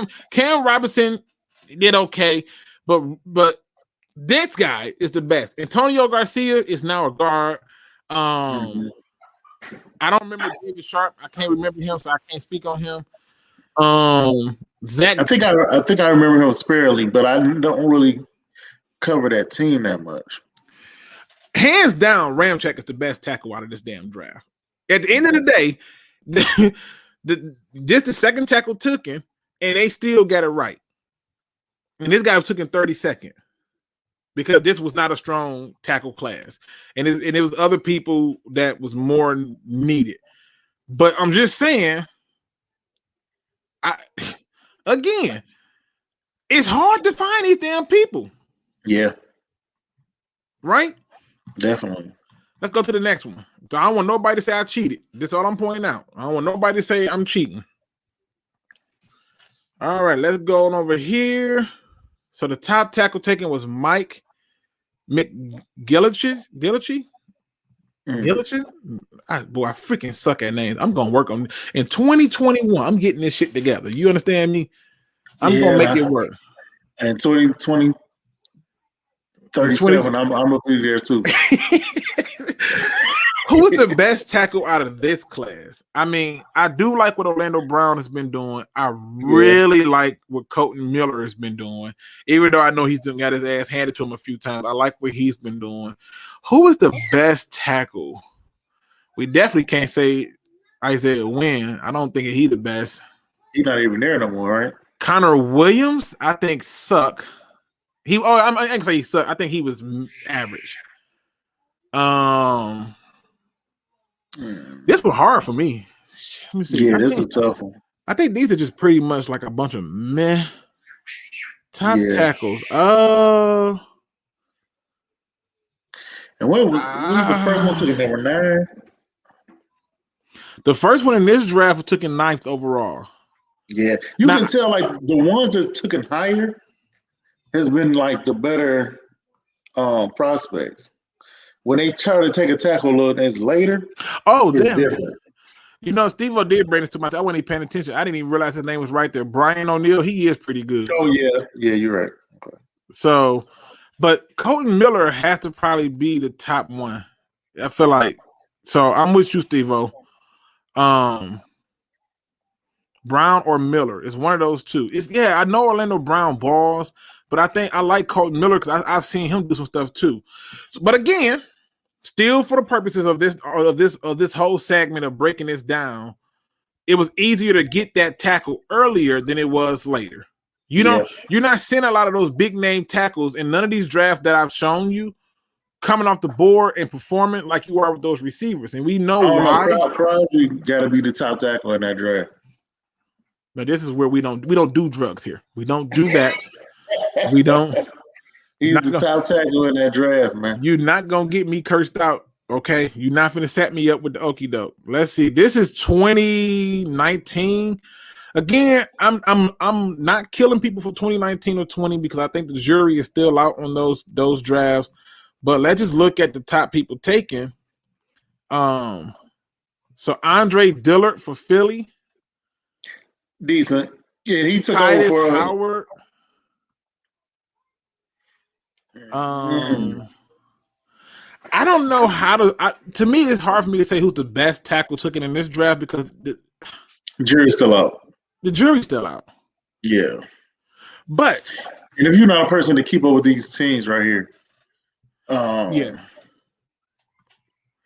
just look at it. I just look at it like this, Big Will. I just look at it and I say, let's be honest. I'm seeing a lot of names for Reisner as being the best. Steve-O says tackles taken outside of the first round are usually projects and take a couple of seasons before they start to contribute. Yeah, I'm with you. But I'm just trying to show that if you're going to take a tackle, It would definitely be when you're earlier in the first round than it was in those later rounds. Especially when they're getting pushed down. Especially when you talk about them getting pushed down, because Sewell and Slater getting pushed down to you is totally different. Right? Usually they'd be in the top 3. So I'm just saying, if you look at this list in comparison, and I hope he's still here, Diplomat. If you look at this list in comparison to the receiver draft, bruh, we should not be touching. We should not be touching no receiver at no damn 7. It just should not happen. You have options that you're going to hit on more likely than anything else. And so I wanted to point that out. A couple spots. To me, even if we move back a couple of spots, I think we still need to hit the tackle spot. See, keep in mind. Pick up my draft picks. Keep in mind, I'm trying to get this. And I know that the protection part is the biggest part of it. Now, let me kind of roll back to another topic really quick, because I wanted to bring this up to you. There was a mock draft that was done. I believe it was, I forgot who they did the mock draft, but basically they started the draft from picks 2 all the way out to the 5th round. And so I wanted to talk about this mock draft and see what the people thought, Will, and see what your view was as it pertains to this. So if y'all are paying attention, you see at the 2nd round, they got us taking a wide receiver. Now, keep in mind, they're talking the 2nd round, not 1st. Okay. All right. They said that, a lot of different people this from CBS Sports, they had us taking wide receiver Jalen Waddles. So they got us taking wide receiver back to back? Basically. But we just gonna skip the first one. I thought this 2nd pick made sense. If you're taking a receiver here, you really felt the need to get one, cool. I'm with it. I wouldn't do it until the 3rd. But there's some names on here that I'm not rocking with. Let's start with this 3rd round pick right here. Cornerback Plauson Adebo from Stanford. What do you think, man? Like, I don't know if you know about him or not, but just the position of cornerback right there. Why? Yeah, that's my thing. Why? We know. I don't want to go there. I know. But if anything, at that pick right there, I would go safety. Well, they did go safety. They went safety with the 2nd, 3rd. That was the next pick. But here's my problem with this particular safety. Yeah, I can go and show you where he's done some good things. He's not that ball out. But I can also go and show you where they went against Florida, and he overran play after play after play. And as a safety, you cannot do that. Then they got us taking us 2 corners. Well, this the other part of it, because this guy right here is a corner/safety. But again, this is them saying that they went all defense, and now they got us taking another corner. And I'm telling you right now, and then they got us going in the 5th with an edge rusher. And I'm being honest, if this was our draft, I'm going to be pissed. I'll be pissed too. I'm already pissed. Because you got 2 corners, or if you want to count them as a safety. 2 corners, 2 wide receivers. Right. Where's the linebacker? Yeah, no linebacker at all. This the linebacker right here, but this is bull. This is bull. Come on, man. Like, we waiting that late to then decide to dress the linebacker position. We definitely. I don't know. I don't know. I'm thinking I really do want to go linebacker in a 2nd. I don't care where we go in the 1st. I mean, I do care where we go in the 1st as far as tackle. But after we're done with 1st round, I want to go linebacker. I'm just saying. Somebody that has range and can cover the tight ends. Like I said, if you telling me you want to go with the receiver first, cool, right? But if you turn around and then tell me that we going 2 corners, 2 receivers, and then an edge rusher, I'm probably cursing. Yeah, I do see a lot of people. I was one of them too that wanted to take Parsons. You remember at the beginning of everything, I was one of the main people that wanted to take him. And I don't have a problem with him. I do like him as a player. But right now, I feel like we need to, because we don't have We don't have Stafford no more. So we have a quarterback now that needs time. And Right. certain things we're gonna be doing, and then we want to run the ball. So we have to get this line together.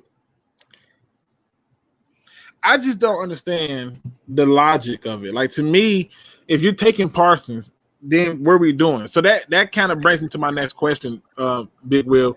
Mm-hmm. If the Lions, for some reason, trade down to 9, what position should they draft?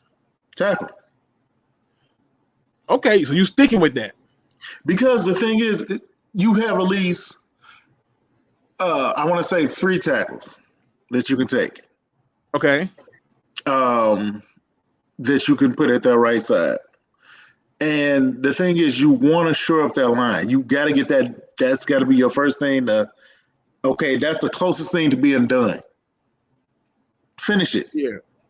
Then work on something else. Yeah. I'm in agreement with you. I'm in agreement. So if they trade with Denver and end up with the 9th pick, I'm still taking a tackle. If they end up with the 10th pick, I'm taking a tackle. But here's where it gets more intriguing. If they end up with the 15th pick in the NFL draft, what position do you think the Lions should select? Now, 15th pick is a little different. Now, I would say maybe a linebacker at that point. Okay. I don't want a corner. I don't. Technically,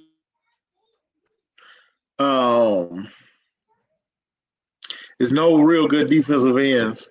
Barmore is a good defensive tackle, but I think linebacker will be the one we have to hit on first. But I do like Barmore. That's his name. Something. Alabama's defensive tackle. Barmore. Looks like Leatherhead, I think it is. Oh, you talking about the D tackle? Yeah, Barmore. Yeah, Barmore. 58, right? 58. Yeah. All right. If I'm picking 15th, y'all gonna kill me for this. But if I'm picking 15th, I'm taking a linebacker. That's what I said, linebacker. Yep, I'm taking a linebacker. At that point, I'm picking 15. I'm taking a linebacker. I'm still not taking a receiver because the history says that I should not. Yeah, I wouldn't take a receiver. It's too deep. Parsons ran a 4.4 shit. Well, they according to them, Parsons ran a 4.39. They claim he ran a 4.39. Mm-hmm. Yeah, I ran a 4.2. I bench pressed 225 187 times. So yes, because I killed it. You feel me? See what I did there? It says at 15, I'm going defense. Yeah, me and Steve are on the same book. I gotta go defense at that point. Base Bell 2 says, what do you say? Patrick Surtain or Kudo would be nasty. So what you doing with Amani Oruwariye? Yes, because that group right there is gonna be nasty once you get them with this coaching staff. I'm just saying. Jamie Davis in the second. Jalen Phillips at 15. Interesting. Okay. Let me see. He should be there, but see, he's an end, right? He could be a rusher. You could stand him up. Yeah, but he hasn't done it before. He's done it before. I've seen him be done in film before, where he done it before. But I would put his hand in the dirt if it was. He's already a project. That's another story. That's another story. He's a project, so I don't want to do that. One fucking Lion fan says he's taking Jock at 15 if we there. Was brave to my next point. Big Will. Yeah. If for somehow, some strange way that this happens, Arizona trades with us, and we were picking 16, what are you taking? I'm still thinking defense. Still defense? Yeah, because you said 16? Yeah. Yeah, I'm still thinking defense. I'm gonna push your buttons. I'm gonna get you. I'm gonna see how far you wouldn't have changed up on me now. We're gonna put some buttons here. We trade down to 19 with the Washington football team. What are you thinking position wise? You said 19? 19. 19. Mm-hmm. Still some good linebackers there. Yeah, sure is. Can't lie there. And if you really want a strong safety, you can do it there too. Okay. If they trade down to 28 with the New Orleans Saints, who you taking? Safety. I agree. Yeah, I'm with you. 28, 100%, I'm taking a safety. 100%. If it's 28, I'm taking a safety. If it's 19, I'll even throw receiver back in the mix for me. Even though because by that point, some receivers would have came off the board. But I still don't think we should take one in the first round at this point, let alone 7 overall. But at anything outside of that top 10, I feel like it should be defense. I just feel like that's my whole thinking. Anything out of the top 10, I think defense. But then again, if something happens crazy because of the quarterbacks and then people getting pushed up and one of those top tackles move down a little bit more, I would still take him. Yeah. Now, CJ says he wouldn't be mad if the Lions go first 3 picks defense. I would if they went defense from 7. I don't think there's a defensive player worthy of a top 7 pick. I argue that there was only 2 that was probably worthy of it last year, and we didn't get them. At 19, we getting a lot of people who still want Tevin Jenkins. I just don't think he will fall that far. And then Shay says, I'll take whatever linebacker is the best when the Lions pick. I'm with you. I feel like everybody's on the same page, though, realistically. Once the further we get down, I'm noticing that more and more people want defensive help, and that's good. See, this is the first time that the entire Lions fan base has been on par. I'm so happy for us right now because we all understand that this is where the conflict comes in at. If you're picking in 7, it's one thing, but if they trade out of 7 and they get outside of 10, we all are in agreement that defense needs to be the answer. So this is a good damn day for me personally because we cannot agree on nothing. Parsons only if we trade back. Kedrick is saying at 19, Jock, Jenkins, Surtain, or Richie. At that point, I don't think Surtain makes it past the Eagles. I don't think so either. Lee Bender says more Rig over Richie Grant. Richie Grant to me remind me of Antoine Whitfield. But you know I like me some Andre Cisco because I like people who want the ball. Yeah. Let me see. He says we drive back. Look, motherfucking Lion fan says we drive back. I'm taking Jamin Davis or Jock. He look. It's just the truth. We finally have broke history today, people. We finally have broke history where the Lions fan base are on the same board. And the reason I kept pushing everything back, I want to see where we at. Now, that dude last says, no, look, I'm mad if we trade down. For real. He's saying he don't even want to trade down. He want to take the player that's at the top of the draft. Yeah, for his draft board. Until they start winning, then that whole frown going to change. My thing is, as long as the end game is wins. Like I said, if you look at the picture that I put up there, it was this. No. What? No. Don't start talking about quarterback again. We thought we was through with this. Yeah, we're not finna do that. We're through with this. we not finna do that. Oh God. There are some Lion fans who really want Waddles at 7. Okay, you're gonna be mad as hell. I'm just gonna tell you. The history tells you something different. I'm just pointing it out. Tim Brown, first wide receiver to win the Heisman Trophy, had a Hall of Fame career. Devontae Smith would be a Hall of Famer also. Well, here's food for thought. They both play for the Raiders. Right. Let them go play for let them go to the Raiders then. We don't need to have them on our team. We don't need to have a Jamar Chase on our team. We don't.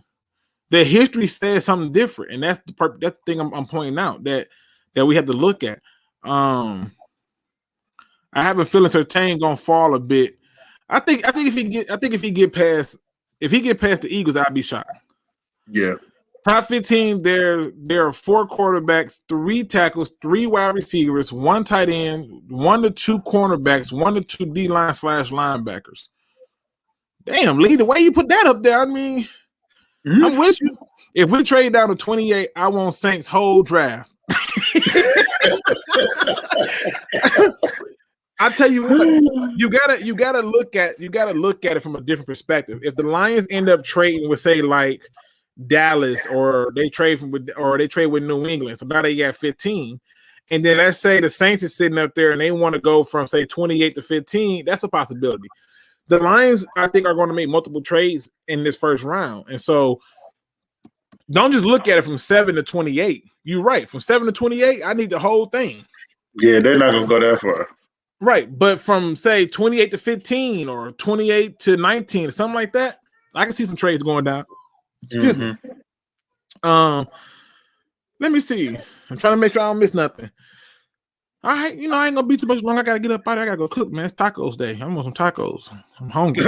So, I thought it's Taco Tuesday. What's today? Monday? Man, we don't do Taco Tuesday because then you can't ever find none. Because everybody know about Taco Tuesday. You got to change your days around to eat around here, boy. I'm telling you, these grocery stores were over here on this side of Detroit. Yeah, yeah. Taco Tuesday. Everybody know about Taco Tuesday and Spaghetti Thursdays and all that other crap. So nah. Taco Mondays. Ew. Don't be judging on no Taco Monday. Don't be hating. He gonna do the puke emoji.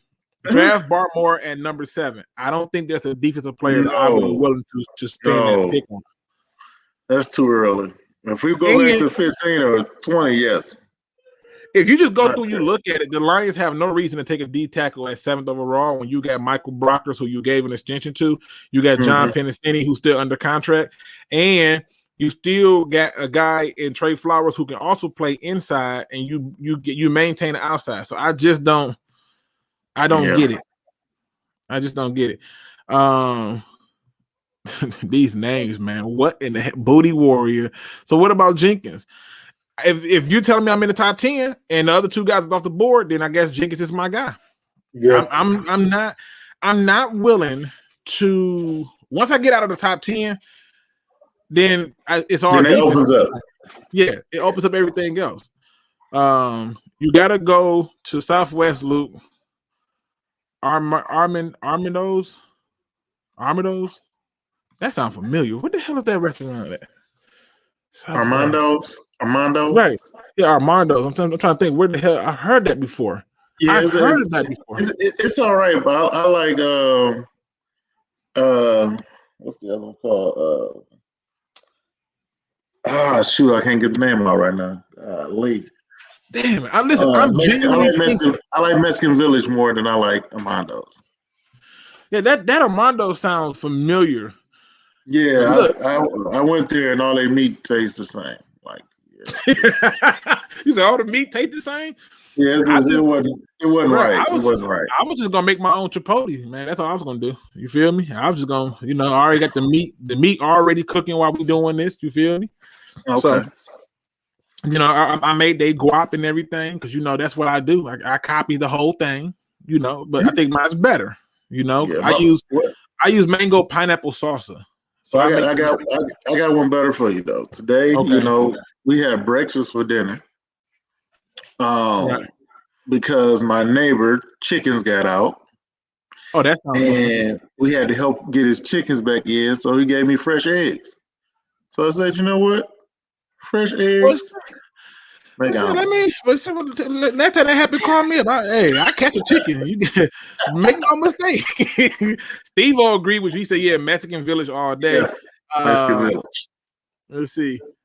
It's in Mexican Town. My man Arthur Williams in the building. He says, where the lights at, folks? Smash that thumbs up. I really do appreciate it.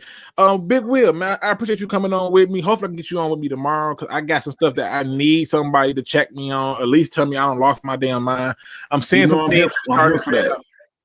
Oh, you know what? Since you here, let me ask you this. What do you think about this trade that the Denver Broncos made to the Detroit Lions? This whole idea that we'll trade you the 9th overall pick and you send us Stafford in your 2nd in this year's draft. What do you think about that trade?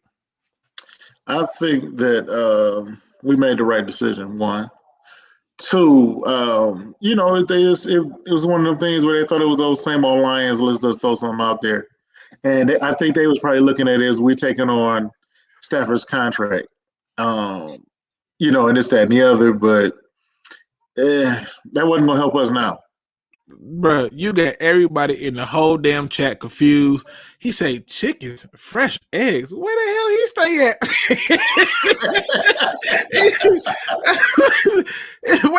wait, but you ain't just had look. Even Antonio Jenkins is like, nah, bro, for real though. Like, where the does he stay at? It is crime for y'all so having to eat Mexican food up there. Texas and Southern Cali got it the best. I can believe that. It's a logical reason to it, but I can believe it. Definitely. He says, I was thinking the same thing, Don. You got everybody confused about this. Let's see. What do you think about this? You know what? Another thing before I hop out of here, I want to point this out too.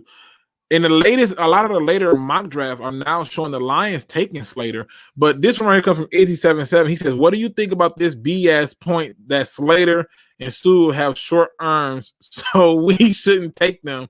Kind of reminds me when they said Freeney and Mathis were too small to get to the quarterback.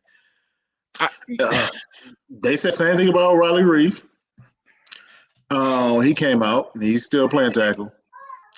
That's a lot of them. They always say that, but that's just a bunch of BS. And if you watch the film, the guy with the longest arms, which I believe is Darashaw, ain't nowhere near the level of those other tackles. And on top of that, it's what you said right here. It's all about technique. I can show you film upon film, video upon video, where they're using perfect technique to get hands off of them and make it to where you can't touch them. Those are things that's hard to overlook, in my opinion. These people, and I think some of them longer arm guys actually get out of position because they're pushing their arms out. I used to love it when I had somebody with long arms trying to block me. Oh my God, Buffed up actually posed a question that I can get with. What if we got Sewell and Slater with picks 7 and 9? Oh my God. Now you know what he's talking about, though, right? What are you talking about? If we would have did that thing with Denver. Oh, you mean like take that trade with Stafford? If we would have traded Stafford, gave them our second round pick, and got Sewell, that's the only way that trade would have happened. No, that's stupid. We're not doing that. Yeah, that's the only reason we're gonna get 7 and 9. Yeah, we're not doing that. I only need one of them. Give me one. Matter of fact, that's the same one he said. The Lions suck with the garbage bag on the head, so I already know where he was going.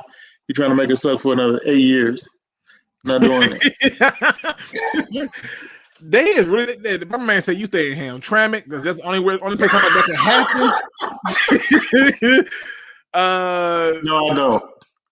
But yeah, he got like 20 of them. Like, bruh, it's crazy. He said you in Hamtramck. They try to look. You got everybody. They said chickens and fresh eggs. What the hell?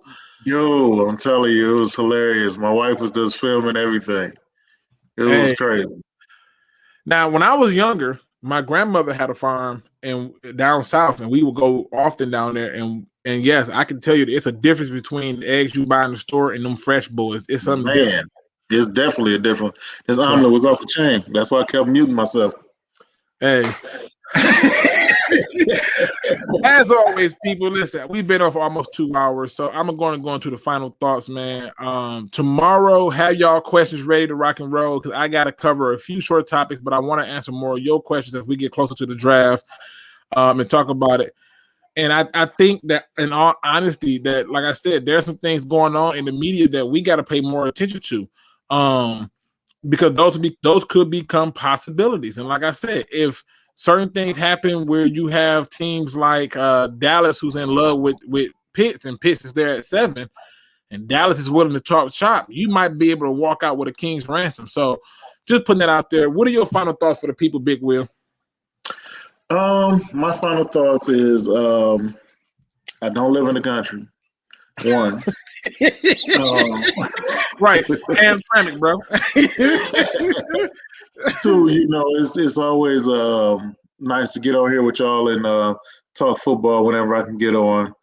I love to keep Luke together sometimes. We battle it out most of the time over the phone.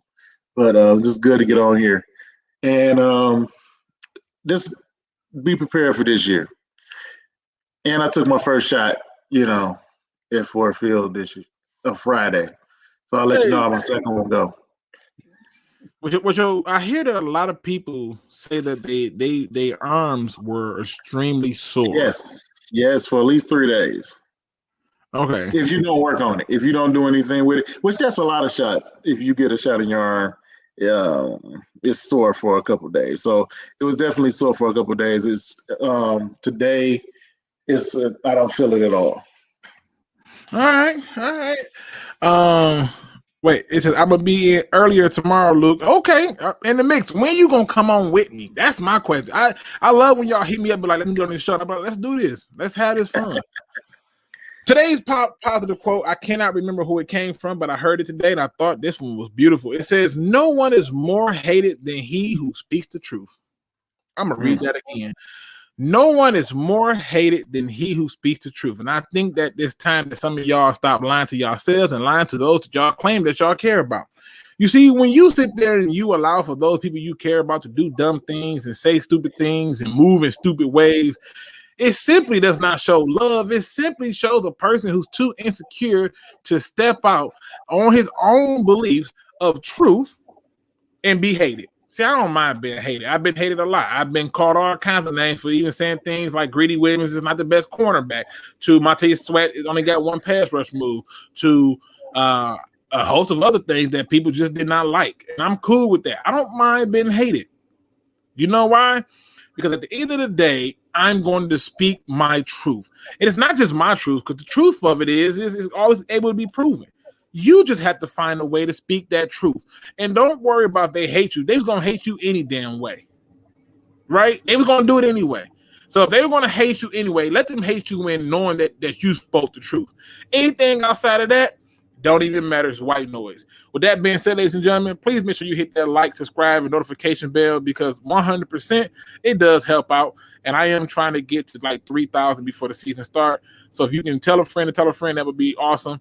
And as always, don't be no chump. Please do your research. We are out.